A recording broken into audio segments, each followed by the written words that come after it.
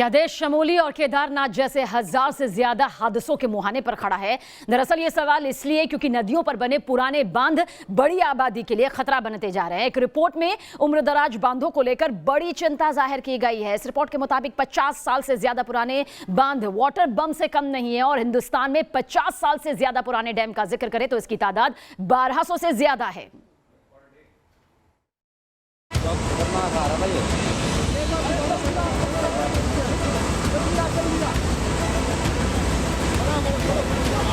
Glacier टूटने से बेकाबू होता सैलाब अपने साथ पेड़, पहाड़, इमारत और इंसान सब कुछ निगलकर आगे बढ़ता हुआ।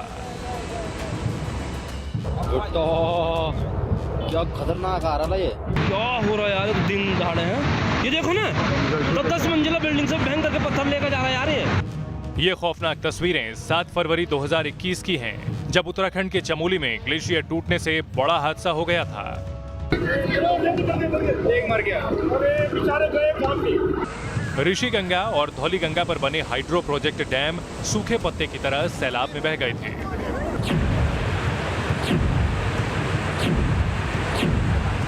कौन गया? नहीं बचाएगा भाई बाबा।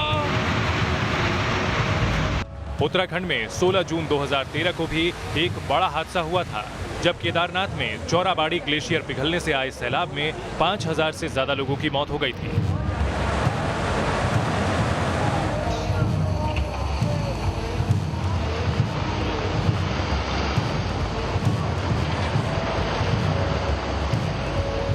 ऐसी तबाही देश में कभी भी कहीं भी मुमकिन है और इसकी वजह बन सकते हैं देश में मौजूद डैम, वो डैम जो 50 साल से ज्यादा पुराने हैं।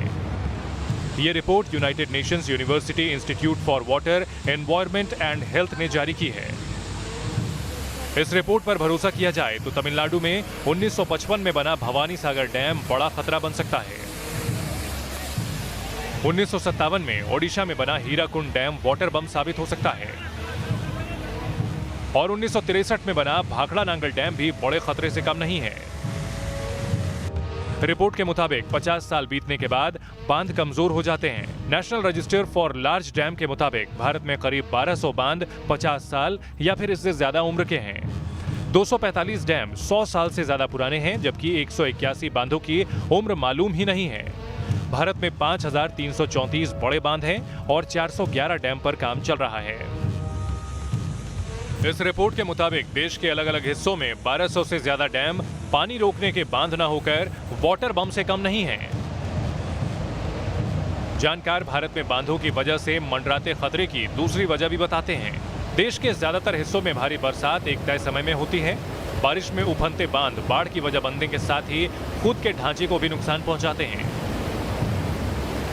United Nations university institute for water की ताजा रिपोर्ट में भी कहा गया है कि भारत में अब तक फेल हुए 44% बांधों की वजह बाढ़ है।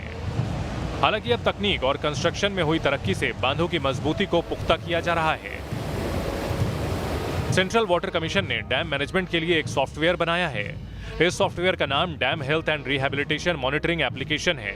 इसके जरिए डैम मैनेजमेंट में शामिल सभी एजेंसियां डेटा पर नजर रख सकती हैं। डैम से जुड़े किसी भी स्तर पर आई गड़बड़ी पर हर एजेंसी की नजर रहती है। इसके अलावा बांध से पानी छोड़ने से पहले इमरजेंसी एक्शन अलर्ट देने की योजना पर भी बड़े पैमाने पर काम हो रहा है।